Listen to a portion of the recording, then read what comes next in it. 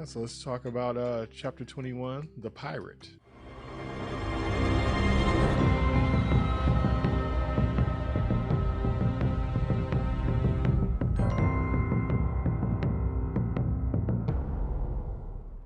Pirate gonna have a bad day. Pirate gonna have a bad day. Oh yeah. Oh yeah. Oh, this episode.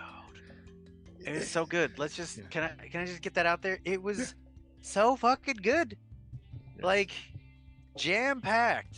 And I think it Yes. was actually longer too. It was like I think like 44 minutes or something like that. I So believe so. They Yeah. looked like they had so much to cover. They did not skimp. So basically the Pirate King, I forget what his name is. I had it up a minute ago. He comes back and he's like, "Hey, Garza, fuck you. You're gonna pay us." And Garza's trying to like, oh yeah, we get yeah, no, we'll try. He's just trying to stall, and Pirate's having none of it. He's like, "You're not part of the Republic. They're not gonna come and protect your ass. Like, blah blah blah. My star charts are up to date." Like, and then just starts attacking the town because he's a pirate, and Garza doesn't surrender, which is probably also the right move because like. It might have been one of those things of like, yeah, we'll totally surrender. Everyone run away. Everyone run away. Yeah, evacuate the town quietly. I'm going to stall them. Right? But they start attacking the town and everyone flees and pirates are dicks. And Garza, I forget how he calls him. I was watching the Bad Batch, one of their other new animated shows. They had a similar plot line, and I'm getting confused. But basically, he's like, "Hey, help!" He sends a message. He sends a message. Mm-hmm. To Captain Carson Teva. Yes, and I love the base design. So it's some other planet, and as much as I'm always annoyed that like communications just magically happen, like planets and solar systems are right next to each other. Literally happened in the Bad Batch in the episode I watched today too. Anyway, but the radio officer gets the message from Garza and like takes it over to Captain Teva. And he's the X-wing pilot that we've seen before. Gets the distress call, and he's reviewing it, and it's we're under attack. Please send help. Da da da da. And the CGI gentleman that was next to him, right, the other pilot. What did you think of him? I remember seeing him in the animated. There you go. Okay.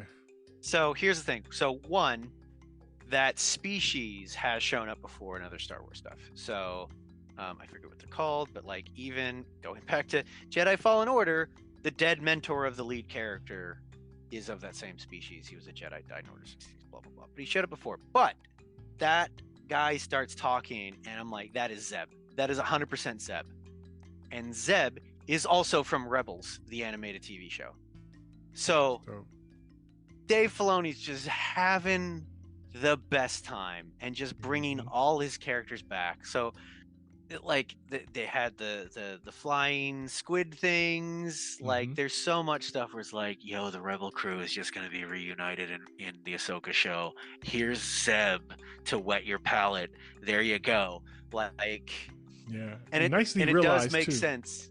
Yeah, that was an interesting choice because, like, you look at the way they do most of the rest of the aliens, they're all practical. Yeah, like, or 90% practical. They might do a little bit of CG here or there on top of the prosthetic or whatever. But they were just like, yeah, no, there's no way we can do that. Right. He's got reverse wolf leg things, like the face, like, nope, we're just going to CG him. And it looks great. It looks great. So it really did. Man, it's just like the previous episode, we get Ahmed Best cameoing. In this one, we got another cameo coming up too. We get Zeb. Yeah. And so they're like, man, that's tough stuff. And he's like, man, I got to send in the order to Coruscant. And Zeb's like, dude, they're not going to respond back in time to do anything. Yeah. So Captain Teva's like, fuck it. I'm going to Coruscant. I'm just going to go straight to headquarters because everything's a block away from each other in the Star Wars galaxy. Driving me nuts.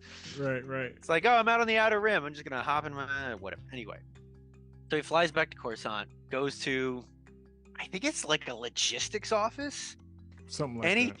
and he talks to Tim Meadows. I'm Leon Felton. How y'all doing tonight? Yeah, I thought it was very interesting. Yeah, Colonel Turtle. Colonel Turtle, and I was like, what? Yeah. And he did a great job. He did a great job because, of course, Tim Meadows can be funny as shit. He's an amazing comedian, and like just with a small tweak or two of performance, I would have started laughing. Like, 'cause he's just so good. But plays it straight. Yeah. And again, we run into another situation of come on, Republic. Come on, New Republic. Yeah, he was great for that part only because first I was thinking like, what's he doing in there? And then it was so wrong and so right at the same time. It was funny how Star Wars and some of these shows, they'll put in these obviously famous people. It's not like you wonder where you saw this person before. It's like, I know that person. And they just, Right. And they just fold them in, no problem. They just keep walking around as if they were in space the whole time. It's just like, okay. So he's one of those kind of characters I saw and thought like, this is good to see him. And he still had his tone, his dismissiveness. He wasn't being mean about it, but just kind of like, I don't know if this is really something that we need to do right now. I think there was interesting choice in doing Tim Meadows, in doing how he presents this logistics officer, because he's not an admiral, right? No. He's probably not someone that can actually like really call the shots for the most part. Mm-hmm. But their concerns over doing this are valid, and I know people don't like to hear that. But his sort of like, I don't know, he doesn't seem confident. He doesn't seem sure. He doesn't seem like, oh no, I'm following this protocol. Like there is a clear thing here. He seems weak, right? And that's how Tim Meadows is presenting that character, right? And of course we get Aaliyah is back in doing her shenanigans because he's like, oh, well, maybe we could do this. Cause like Captain Tiva's like, dude, these people are in trouble. These pirates, like there's something going on out there. And then Aaliyah's like, yeah, but they didn't sign the accords. Right. Didn't sign the accords. They're not technically under Republic protection. So yeah, and she started ear hustling as soon as she saw Tiva even start talking to the secretary about going in. I love that. And so it was just kind of like, it was just a matter of time for her to show up in the office. But all right, so like I said, I thought it was very interesting. And like I said, it was pretty much real world, but the whole thing of just like, this is an important message that, you need to watch and check out. And he's watching the first like 5 seconds of it and he cuts it off. I'm like, yeah, I get the gist of it. It's like, this is important. Don't you think? We're kind of overwhelmed and blah, blah, blah. We don't have enough people and this, that. So he's trying to be practical about something. And I don't know. It just kind of reminded me of the kind of situation where in a movie where somebody's running to a police station and somebody's after them. And then they're like, hey, I need help. I'm at the counter. And they're just kind of like, yeah. Wait in line. You got an office full of people sitting here waiting. And then the killer's coming into the back door into the police station when they could have just helped and got it squashed instead of letting it turn to this big old problem by not doing anything about it. Because the funny thing is, Colonel Turtle, what a name. Colonel Turtle. Right. His initial hesitancy is like, oh yeah, we're stretched thin, like none of that is a good reason why. Like presumably Captain Tiva is like, dude, we got a whole strike team like ready to go, X-wings, like we can just go. We are close enough to get the signal. We can handle this, right? Like he doesn't explicitly say that, but it's like, dude, they're already there. They're already close enough. They could go. Are they literally? There was no indication of everyone hanging around like the pilot's lounge of like, oh yeah, we're just having drinks here. They're not like, oh, we're so busy, right? There's no like, oh god, we're stretched so thin. Right. So it's like it seems like Colonel Turtle is stretched thin, but Aaliyah does have a legitimate point. It doesn't help that she's using it because she doesn't want the Republic interfering and doesn't want them in that sector. Right. But the point's legit. I hate to say it. It was, but when Colonel Turtle referred to her to kind of say, hey, you're from out in that region. What do you think? Okay, I know why they did it. I know that they needed her to kind of interfere, run interference to kind of block the situation or whatever.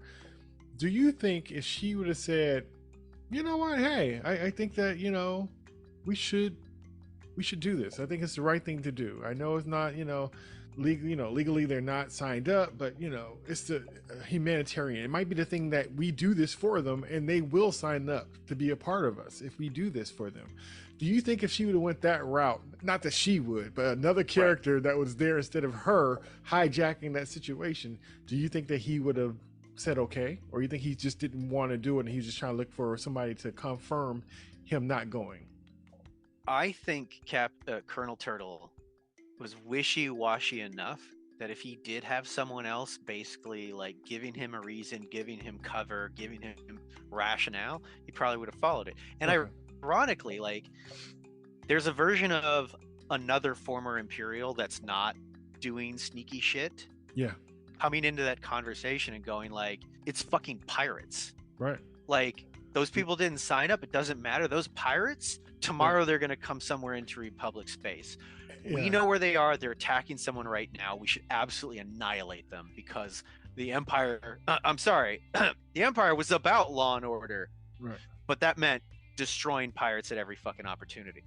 Right. And Tiva was kind of that voice in a way saying how this is probably connected and, this could be associated with Moff and all this other kind of stuff. So he was kind of putting it together, which I thought was pretty cool. I felt like that was a stretch. That he was putting it together?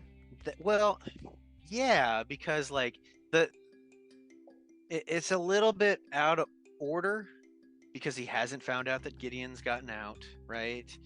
Like, he's just got a bad vibe. He's like, there's two, like, if he'd just not been like, because I think he was like Gideon, I don't remember if he specifically said Gideon, but he just like, there's too much stuff going on out there. It's like it seemed like a stretch. If he had just stuck to the scenario at hand and reference like, look, this is just one of probably multiple problems out there, and if we don't address this one, it's going to grow and the other ones are going to grow, right? There is that argument of intervention. Yeah, but he was tying them all together, though. He was tying them all together, which seemed like a little bit of a stretch, right? And of course, he's recognizing that she's former Imperial, and he's like, don't trust that. Do not trust that. Right. Like, especially you're arguing against me, so trust you even less. But legit, she has a point because, like, what are we supposed to do? Literally come to everyone's aid? Go into other territories, right? Like, even though it's presumed like there's no other polity that's claiming that territory or has that territory, right? Us just showing up and saying, hey, we're here for your protection. Like, again, a former Imperial could have said, yeah, we did that. We did that. We repeatedly did that. That's how the nascent empire operated, right? Just showed up with a bunch of clone troopers and was like, yeah, we're just making sure you don't have any problems going forward. We helped liberate you guys. Now we're staying. Thanks. Right. So, yeah. Fine line. It doesn't feel good. But it blocks Captain Tiva. Yeah. And Tiva sees that the Republic is not going to help in the situation, so he finds himself to tell Mando of the situation, and Mando in turn rallies the troops. But how does he find Mando? This was so crazy. From a former co-worker. So, at first when I heard this, I was like, what, R5? The astromech droid? And then I'm like, wait a minute. Let me back up. Was R5 also on the blockade runner with C-3PO and R2-D2 and also escaped the ship? Because they're not the only droids. Right. So either he was on the same ship or like got recruited by the rebellion at some point, whatever. Again, I'm sure it's Dave Filoni being a little bit of like, I like R5 and R5's cool, so you're a spy. And also like, we need a reason why this captain can find Din when they're all hiding out. And it's like R5. Yeah, R5 is the gift that keeps on giving. So he was a piece of junk that the mechanic gave Mando, and R5 is couldn't do his definitely job. the plot token. He's the Right, plot token in right. so many instances. But he's doing everything but what he's supposed to do. He's supposed to get out of the damn ship and go check the air quality. And he couldn't even do that. He had to get saved from that. So he's done everything from getting Grogu back, you know, and to get help for Mando and all his other he does everything but what his initial job was. So he's winning, but he's winning in a competition he was never signed up for. So it's just funny how he just keeps being the reason. But I like it. And so the captain finds the camp and shows up, and he's smart, and he walks up with his hands up because like these are Mandalorians, they'll fucking shoot me. They're cagey as shit. Yeah, but they'll miss though. He would have been all right. They'll miss. Depends on the plot called for it or not. Right? Exactly. But anyway, they're like, "What are you doing here?" And he's like, "I got a message for Din. It's really important." Like, how'd you find us? Like, R5. He's an old friend, rebel spy. Blah blah blah. And they're like, all right, let me look at the message. And then Din's like, oh, that's not good. Navarro's under attack by pirates. Yeah. And you know how I was saying Din's not leadership material? Yeah. This is maybe a tiptoe. Maybe, but I don't think it's going to be him. This is the first time where, like, Din's talking to, like, a group of people and, like, making a case, which is, like, Leadership 101. Like... Yeah.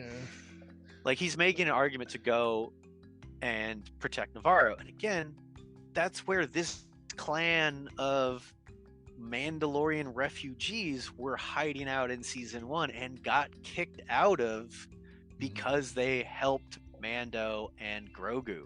Right? And it was the imps that kicked them out and they had to fight their way out of. It wasn't the locals. And so... He gets up, gives his thing, and the crowd's kind of And he's telling Bo-Katan, it's their hands now. And the armor, I love how they're using her giant, like, smithing hammer as the conch, talking conch. Yeah, I love that. And so she's like, does anyone else want to talk? And fucking Paz Vizsla stands up, and I'm like, oh, this is not good. This is not good. Jerkface gonna jerk. And he gets up and... Surprise, he's like, man, those Navarroans, they didn't help us out, blah, blah, blah, blah, blah, blah. He just gave all these reasons not to do it. So many of us died for them and stuff like that. Why should we die for them again? Why should we sacrifice? They're not us. Like, and then he heel turns. Because he says, why? He says, why should we? Right. Why should we? Because I forget exactly what he says now, but it's basically like, I backed in. Like, Din wants to do this. Yeah. Like, he's gone from challenging from the Darksaber to, like, he's an okay dude. And he's probably like, and he saved my son.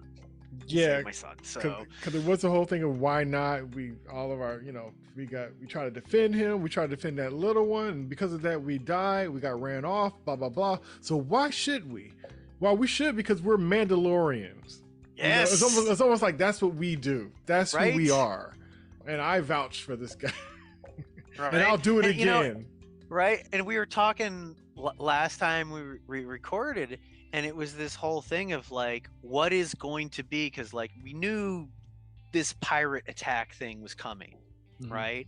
And so it's like, is this going to be a chance for them to shift from being refugees that are hiding to standing up and acting like what they think Mandalorians are again and holding their ground somewhere? And it's Navarro. Yes.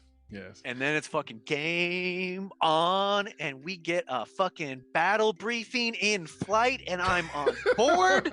It was. I'm a sucker for it, but it fucking worked. You know what? Oh my god! And they did step up. They were very competent.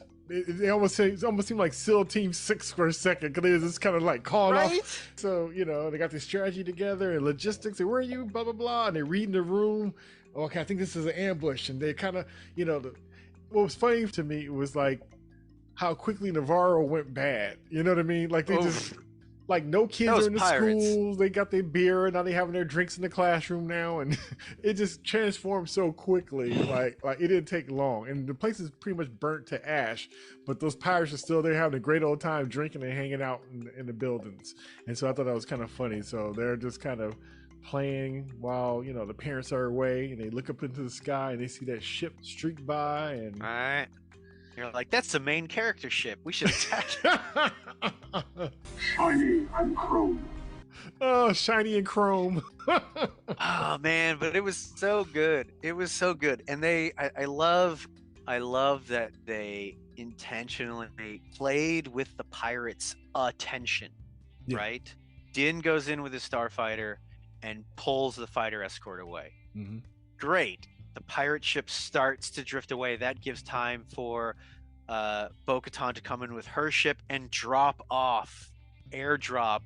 the Mandalorians down to the ground. And then she's harassing the pirate ship. And now the snub fighters have to turn around to protect the ship. And then Din's on their ass. And it's just that level of sort of tactical stuff. I was like, Yeah, this is great. And it wasn't great. mucky either. It was very clean, very clean. And then the angles and stuff. You keep of the track ship of stuff. where things were. Mm-hmm. Nicely done. Nicely done. Yeah. The funny thing is, so they have this issue where for the ground troops that drop down, including Paz, right? They're doing very good. They're watching their six and side angles and blah blah. And they're going to the main courtyard, and the pirates are like, "Oh shit, they're coming." And so they're doing okay. They're shooting their way through. Some people come up behind them in an alley, and then they turn around and shoot them all. But the pirates up in Karga. Thank you. Yeah, magistrate. Right. Hi, magistrate. Hi, His magistrate. office balcony, they set up a big machine gun, right? And they just start raining fire down on them, and they're we're pinned down. And Paz takes a hit. Thank God for big armor. Right. True. And so it's like, oh no, what are we gonna do? And then coming out of the back of Karga's office is the armor. And what weapons is she wielding? Her fucking hammers. Oh yeah. Oh yes. And she's just like, it's hammer time. And Pick up the hammer. just like slams all these people. She doesn't yell. Anyway, she takes out the gunner, and then pretty much the ground game gets wrapped up. And the funny thing is, my only quibble about this whole sequence, which is just love it. Quibble, don't care. Yo, jetpack dudes, maybe you should have taken the high ground and not gone down into the alleyways on the ground and just hopped along the building tops. There's a famous Jedi that's known for Taking the high ground, and then you could jetpack up to the balcony That's about to and say. take the person out. Like, why is all that time on ground game, like you said, when you have a jetpack? Also, give the armorer a jetpack, because then it's like, oh, that's how she got there. but even Right, that's with, how she got to the office. Whatever.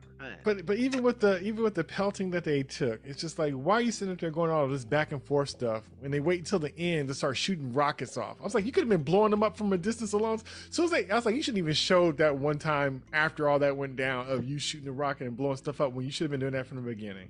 Right. But made for an entertaining battle. But it was just kind of. I've seen this done worse. How about that? The level of competence was a lot higher. Yes, This is it was. like the most competent we've seen him. And solid B. ironically, like I almost felt like this is a flashback to Din's backstory, where Mandalorians saved him from separatist droids. Right? It definitely had that same vibe. Yes. Yeah, it worked. And then of course the pirates, his ship's getting fucked up. All his snub fighters are gone. Oh no! And I love he's got I think it's an Ugnug, the short guy. He's the one like, oh, our engines are hit. Oh, this is happening. He's just reporting bad news basically, and he's the only one that's like, yo, Captain, we should maybe, maybe. Like that subtext, Right. But the captain is like, no, and he just can't let it go. And then it's like, clearly, like, you're going down. He's like, shoot the civilians. Why? Run away. He's like, no, we gotta shoot the civilians. And then they have to, like, oh, we gotta take out that last engine. So Bo-Katan and Din fly in and take out the pirate ship. And he goes up in a ball of flame behind the hill. Not before that one pirate peels off because he's not loyal, so he went ahead and peeled off. So he'll be back again another day. Oh boy, his job is to bring back bigger threats. Yes, exactly. So one thing, I'm just thinking of this off the top of my head. I have the page up on Maul's Mandalorian Super Commandos. And the thing is, in this timeline where we are, Maul's dead. He's out of the picture 100%. Okay. Like, he dies before the original movie. Like, goes and finds Obi-Wan in the desert because he's dead set on like avenging himself on Obi-Wan, and he finds Obi-Wan in the desert, and they have a very fast duel, and Obi-Wan just ends it. So he's dead. But his criminal organization that he set up, the Crimson Sun, might still be in play. And we might have his former Mandalorian Super Commandos in play.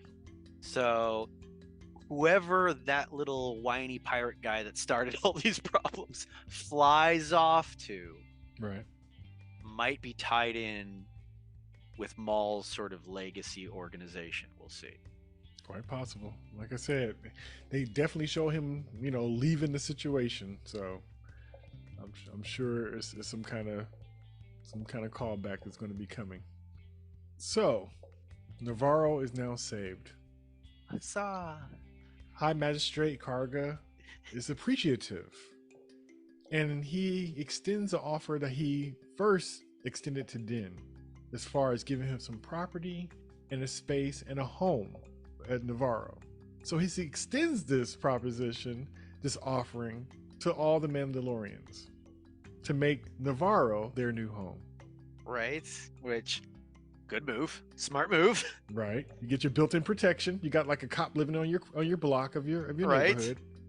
So with that, once you have a home, you need to fill it, right?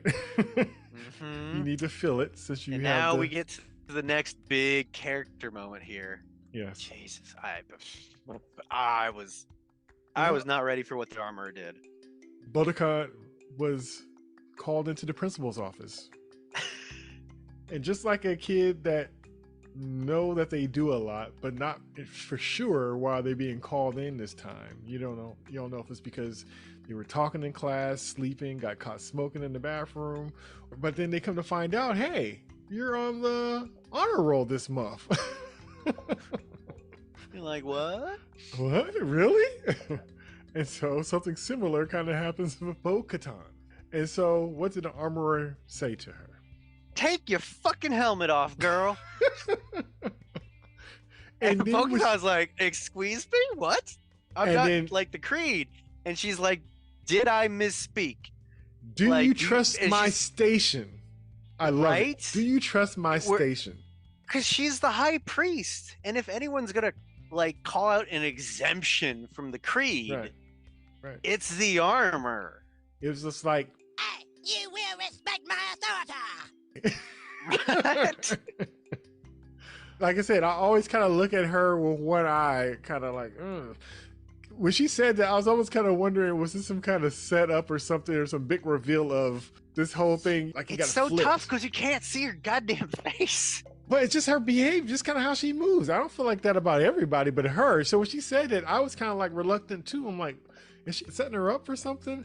But thankfully not. Yeah, but it doesn't seem like it, because if it was going to be an issue, she would have had to made it an issue, because they go back outside. Yes, they do.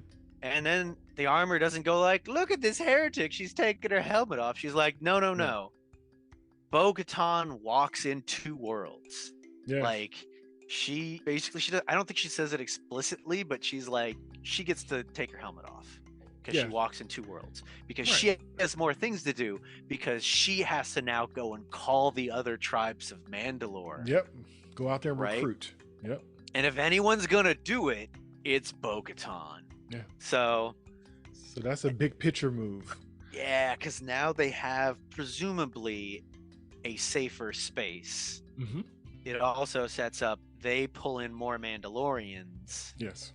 And they might become the target now because they're all out in the open in a spot where they could be attacked by someone who's attacked Mandalorians before, in particular Imperial Moff.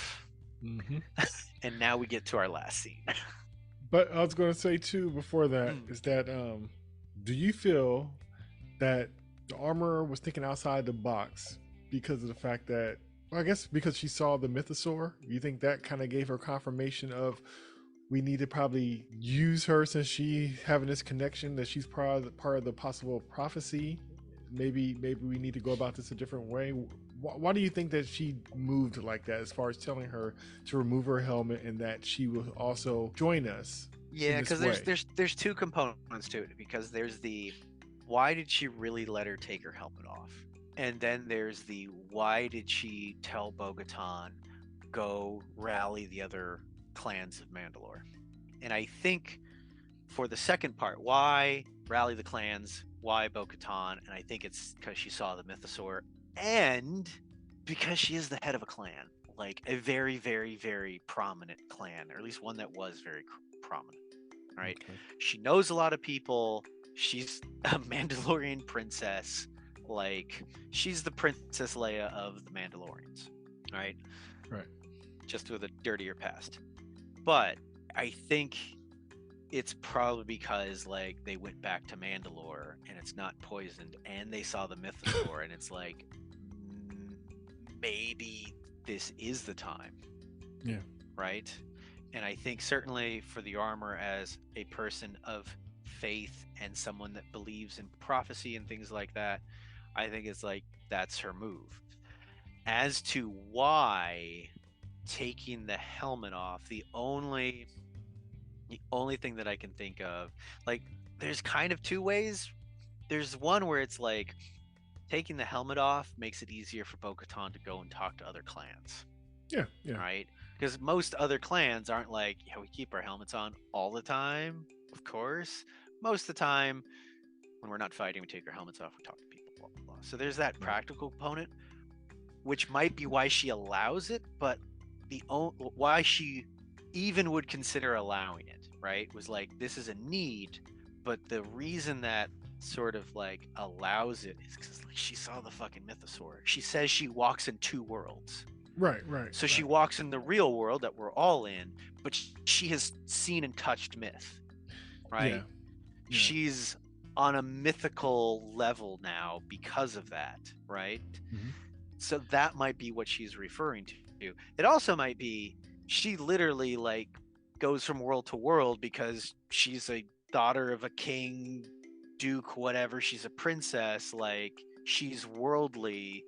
She needs the helmet. I don't know. Like, you could read it as straight up mythical of two worlds, and also like, yo, she's the fucking diplomat of her group. Let the diplomat take her helmet off. No, I agree. Because it kind of reminded me when I saw that. It kind of reminded me of, like, with church. You might have a pastor that might have been there for a long time, an older pastor, and he teaches kind of like fire and brimstone's very strict, you know. And then he's looking at his congregation and noticing we only have old folks in here. There's no young folks. We're not going to be here forever. We need more younger bodies. And it is a compromise. Even though the new youth pastor may be a little bit lax on some of the scriptures and stuff, he has a different audience that could bring in to make his audience, you know, in general, just grow. And so I was thinking, like, okay, so that's just the cool, young, hip, a little bit more easygoing youth pastor that's going to bring in the younger folks as well. The armor as a youth pastor. There's an image. Not the armor being a youth pastor, but Bo-Katan being the youth pastor that's bringing in the... Yeah, exactly. The ones that wears jeans to church. And the armor says, all right, you can wear jeans, Bo-Katan. Right. Right? But again, it's like, is it a pragmatic thing, or is it a, like, I'm going to let you do your thing because you've been touched by myth. You've seen the mythosaur. It'll be interesting how that plays out. I'm glad that she believes her, and I'm glad that she moved reflecting that she heard and took in what she said. I like that. Right? Because it is one of the... We were kind of lamenting that, like, when Bo-Katan in the last episode was like, I saw the mythosaur, and all she was like, yeah, this is the way. Right? At first she's like, "Oh yeah, I saw a vision." Yeah, he's like, "No, I saw it." She's like, "Oh, this is the way." And like, but no reaction. But like, clearly she's been percolating in her head. So I think this is a consequence of her thinking about it. Yeah. Just she has to out stoic everyone by like always being calm and level headed because this is the way. This is the way. Okay, so now get back to your end of show drop that happened. So man, this is such a great tease and cliffhanger, and it's been teased that hey, Moff Gideon, did he ever show up to his hearing? Did he ever show up for trial? And so Captain Teva is out on patrol in the middle of space, and oh, here's a wrecked Lambda class transport shuttle. Oh, it looks like it's been attacked. Oh, hey, astromech droid, can you send in a probe? And then it's like, man, R5 is a piece of shit astromech droid because it doesn't have a probe. So the funny thing is, I think it's an R2 unit or something close to it because the probe that comes up out of the astromech droid, if you have your flashbacks to Return of the Jedi, this is the same little probe thing that comes out of R2's head after they get dumped in the Dune Sea after Jabba's palace barge is about to blow up. Oh, wow. And he uses that to look around. I think it's the same one on Dagobah that peeks out of the water. He uses like a periscope. Yeah. The difference here is that this little probe that comes up off the astromech's head detaches and just floats away into the ship. And I'm like, man, R5, you're not a cool droid, bud. You don't have all the toys. Why did you do that? Anyway, but it goes into the ship and blows me away that Captain Teva is out in the middle of nowhere and he's on the radio and he's like, check with New Republic databases, da da da da da. And they do the smart thing. I love this. They're like, well, the ship's classified. We don't know what it is. Okay, but okay, so this ship, like, I think it was, Moff Gideon's flight was classified, so they don't know what ship it was. But they're looking at its transponder, and they're like, well, the transponder was here, and they're here, and it was over here, and then it was over here, and they're like, oh, wait, those time frames, that matches the transport for Moff Gideon. And he never made it. So this was his ship, motherfucker. And then the last bit, he's like, hey, what's that glint of metal in the wall? Because they kind of realized that it was a rescue mission because of the damage and everything done to the ship. Right, damage done to the ship, but there's no. It's like clearly the prisoner transport, but there's no prisoner. There's no like this. But has everybody to be else Moff is Gideon. Dead. Yes. Yeah. And they can't find Moff Gideon's body. Dum dum dum. He sees something. Well, he is that scans. dum dum dum? Oh, in this bit, there's Beskar embedded in the wall, and so I got theories. So here we go. So first one, and this is not the first one I thought of. But as I mentioned, Maul's legacy organization had Mandalorians in it, so it might be them getting Gideon out, right? Because that would make more sense than my second one, sort of like with what I think they're going to do with Gideon. Because I think he's going to show up. Because clearly they had Imperials active in and around Mandalore, and they blew up Bo-Katan's castle. So someone's still operating around there. Yep. And if Gideon's been out for a while, that was probably him. And they're the only ones that would be likely to be working hand in hand with Gideon, right? And would get him out and then release him, and he's back doing his devious shit. And the heavy-handedness of Teva and his connections, all his Columboisms, his conspiracies, right? And there's stuff going on out here, right? And then the heavy intro for this episode with the dark saber and just all this other stuff, where it's kind of like if you don't remember this part or how this is connected, it was very. It had the air of Gideon in the air. How about that? And the dark saber and all that stuff. And they had Aaliyah show up again. Yes. So like, he's definitely going to show up. He's definitely going to show up before. Like, we got 3 episodes. There's more than enough time for him to show up, and it's probably going to be related to Navarro because the Mandalorians are there now, and we're probably going to get an episode, if not 2, of Bo-Katan going to other clans with Din and recruiting more Mandalorians and bringing them to Navarro. Then they're a giant target for Gideon. Now the other one, the one that I thought of almost immediately, like after the episode wrapped up, was so probably not Maul's group. Part of me for a bit was like, is this the armor and Paz doing a thing on the side? I don't know. Doesn't seem like it. They don't seem like they're wrapped up in that. They also probably would just like killed, like they would have killed him. They wouldn't have rescued him. Mm-hmm. The other one, and I don't put as much on this now. It makes more sense that it's probably Maul's group. Is that it would be Sabine Wren. And she was the Mandalorian that was on the Rebels show. And so she might be trying to get Gideon, because Gideon might know something about Thrawn. Right? So I don't know, like in my head, I didn't think of like Maul's group until much later. Like immediately I was like, well, Zeb's here. Sabine's showing up. Like, I would not be surprised if we get an episode with Hera. Hera was like the leader of their crew. Mm-hmm.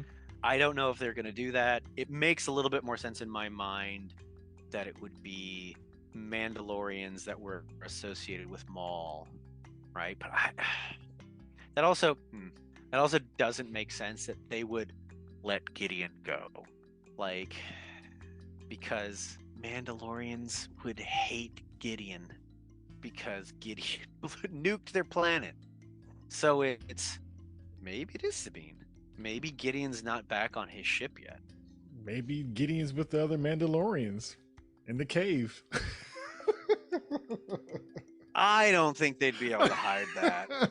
And they would kill him. They would kill him. He had to remove his helmet for them to know if it's him or not. What? James, you lied to me. You were Moff Gideon. This whole time. You betrayed. How could you lie to me like... Did you think that you were the only spy we sent here? I really think has the armor. Teddy, is that you? Teddy, is that you? That's you, Moff?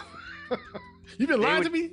They would take him back and like would immediately put him out in front of everyone, and then they would kill him. What if he took somebody's armor and was infiltrated the Mandalorians? What, Moff Gideon? Yeah. No. Huh? He can't be among them? He could be hiding out just like Aaliyah is, within the Republic, 100%. He's not hanging out with the rats in their caves. He's going back up to his Imperial Star Destroyer or whatever shit he has. So... You look offended. You like, how dare you?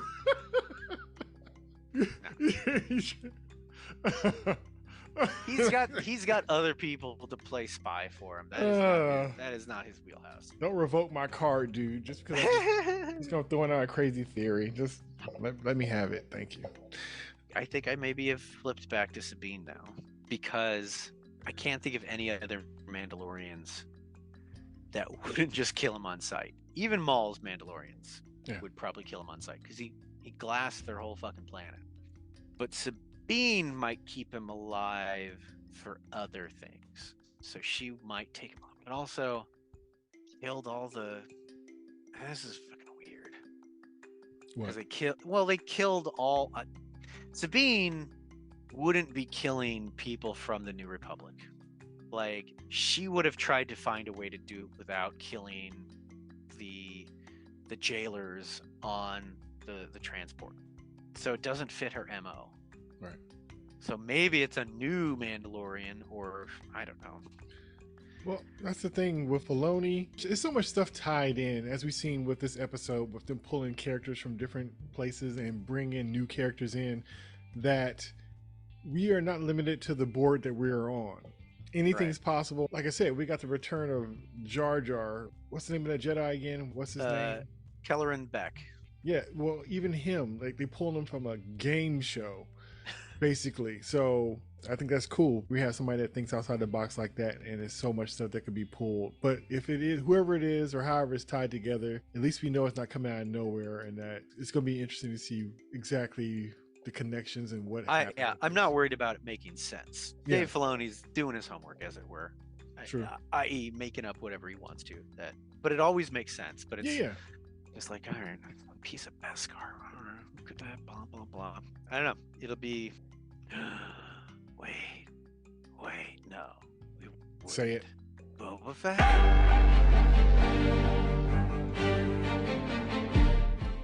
Huh? Would it be? I mean, theoretically, if there's one person with Mandalorian armor, I think he's got Beskar. I think it's Beskar that would be willing to work for even the Empire. Not at this point. Not after what we've Boba seen him Fett. go through. Right?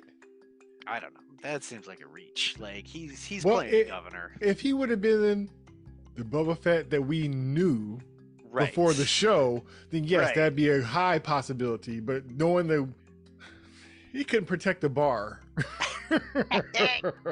let alone a group of people or even his people, no.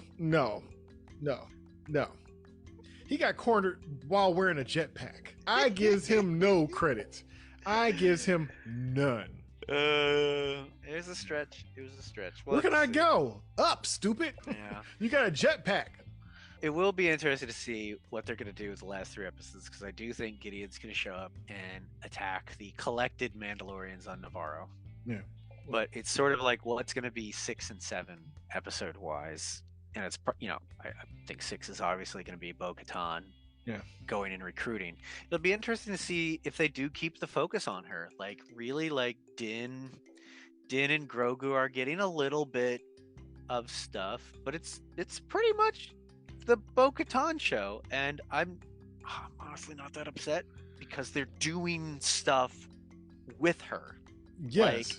Like we're going on a journey with Bo-Katan, right? And that's fine, because so long as we're getting a journey with a character that's compelling, okay, cool. Yeah, because the only reason I had an issue with Boba Fett is the fact that even though he was serving other characters, which I don't mind, but he wasn't fully served. And since he was unfilled, I'm constantly wondering why the attention is going elsewhere. But like I said, with Mando, Din, we know him.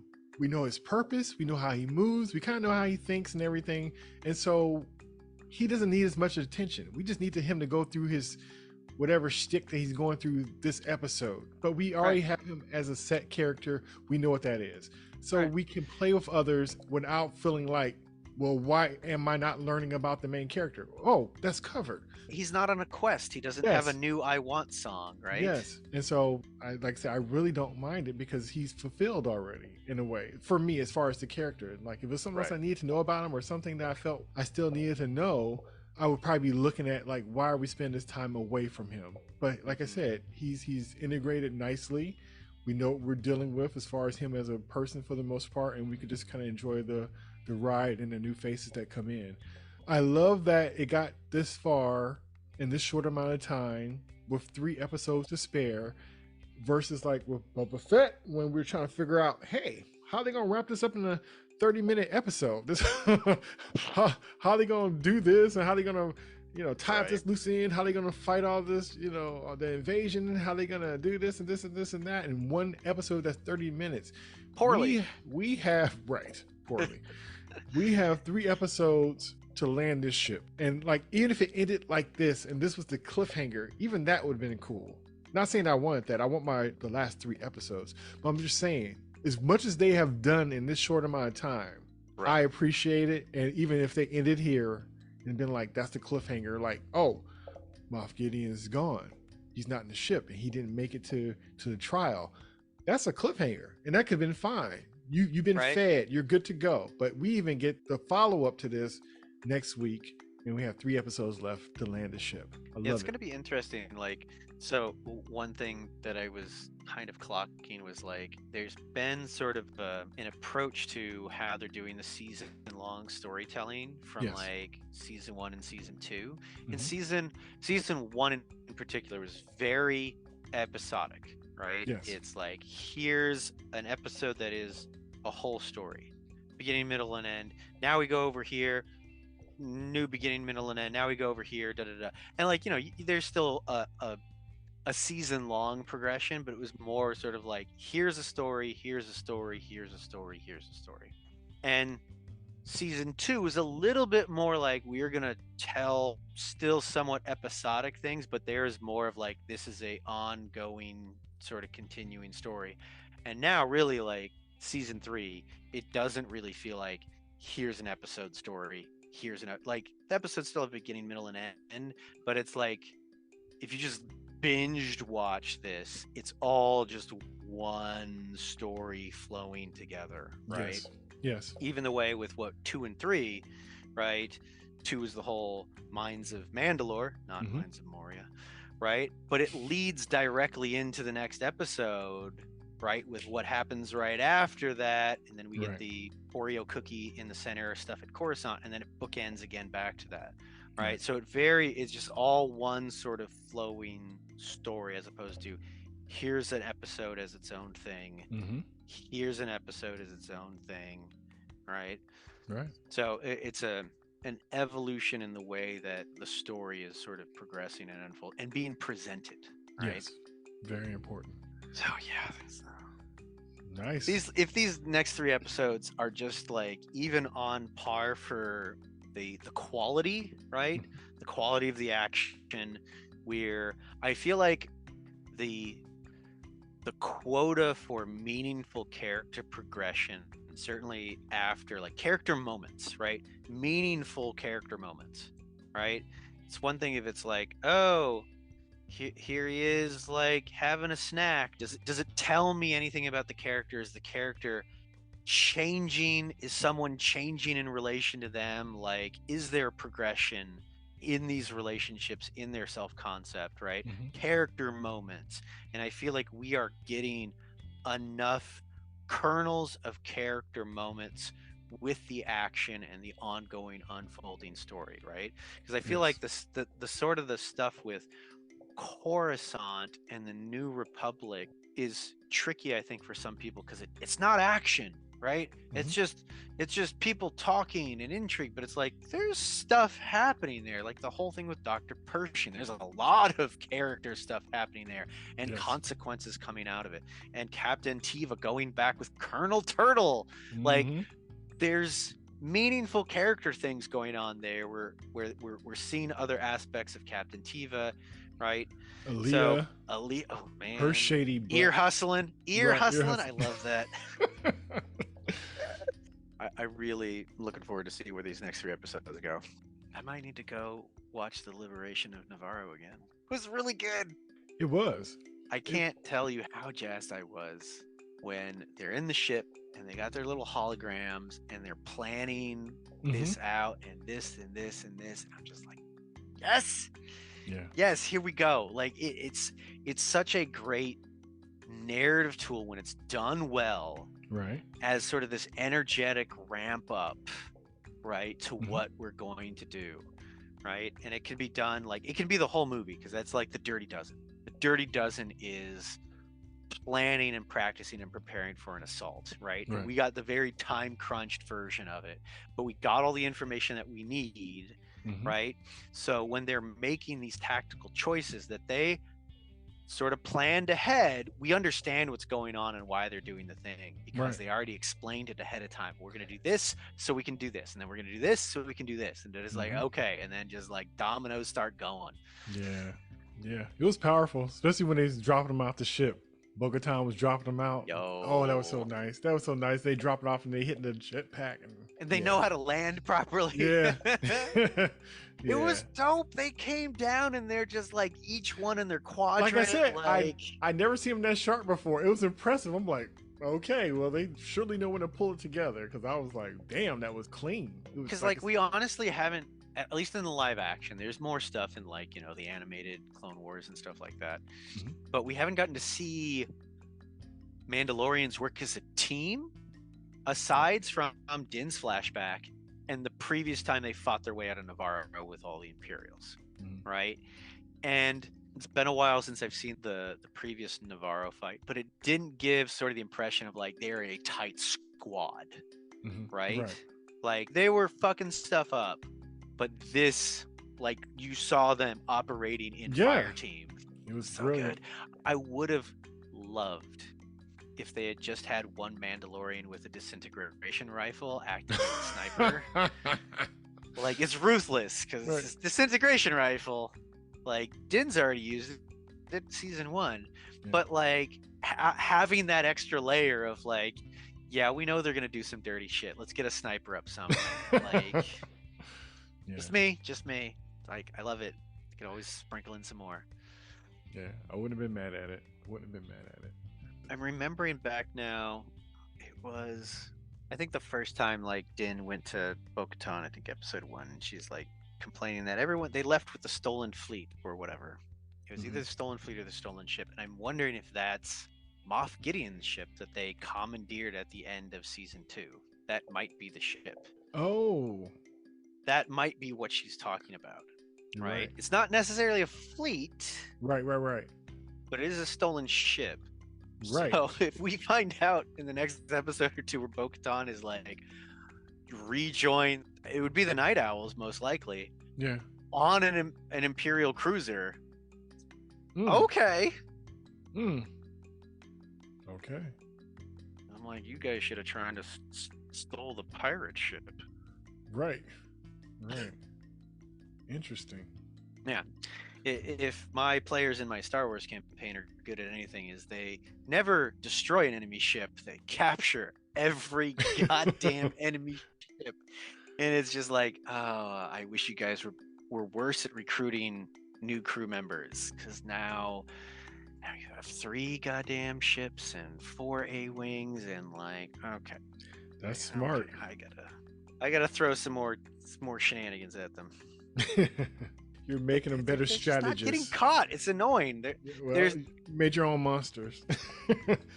Yes. Steel sharpens steel. Yes. It's one of those things where like they are making all the smart choices, right? And it's like I can't begrudge them. Like, because they're going against the Empire, and if they fuck up and they get caught, they're gonna have to fight a Star Destroyer, and they can't. Yeah. Like they're just not there yet. So fun times. Well, right on, man. Well, it was pretty thorough on this one, and this was a fun one. And like you said, I am excited to see what's going to happen next. All right, so that was chapter 21, The Pirate. Looking forward to what the last 3 episodes is going to bring us. Hopefully, they'll finish strong. I don't see why it wouldn't. They built trust with us, I think, for the most part. Right. And so with that, we look forward to the givings of the Mandalorian. Right. Yeah. All right. So I'm Jay, and I'm here with Star Wars geek extraordinaire Ryan. Until next time, peace. And Star Wars!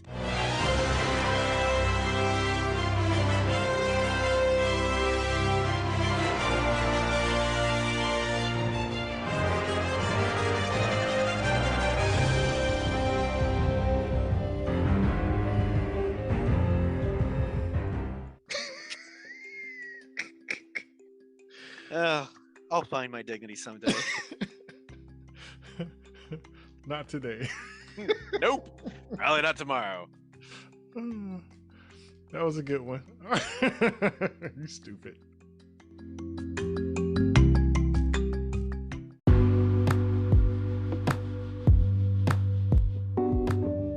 Hey, it's Jay. If you enjoyed my conversation with Ryan, please check out our episodes where we talked about The Mandalorian, The Book of Boba Fett, Spider-Man No Way Home, and the movie Batman. Thanks for listening, and until next time, peace.